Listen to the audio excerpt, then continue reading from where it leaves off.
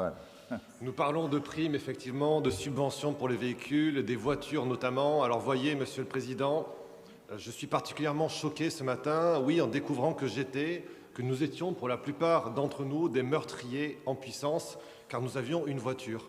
En effet, l'un de vos vice-présidents, que j'apprécie particulièrement au demeurant et avec lequel je suis souvent d'accord, a affirmé ce matin, et je cite, « La voiture, c'est nocif, la voiture tue ».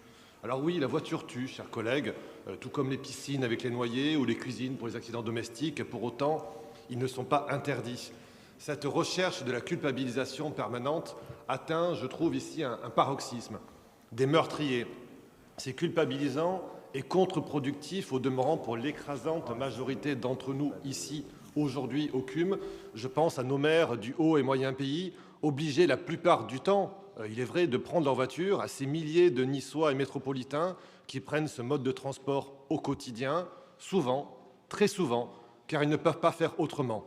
D'autant plus que vous allez réduire significativement l'offre de transport en commun, mais nous aurons l'occasion d'en discuter tout à l'heure. Alors plutôt que de culpabiliser, et je vais revenir à notre discussion sur les primes à la conversion, en particulier pour les véhicules thermiques critère 4 et critère 5, plutôt que de culpabiliser, Monsieur le Président, allez plus loin. Soyez, et c'est un défi, soyez le président de la première métropole de France sans véhicule critère 4 ou 5, sans aucun véhicule critère 4 ou 5. Et pour cela, je vous propose, afin d'équilibrer le budget, d'allouer l'intégralité des aides pour les voitures électriques ou hybrides à la conversion des vieilles voitures, ces véhicules bientôt interdits de notre centre-ville. Cela vous permettra d'aider, souvent des familles ou des ménages avec des revenus modestes, les aider dans la conversion de leur voiture, essentielle pour leur déplacement.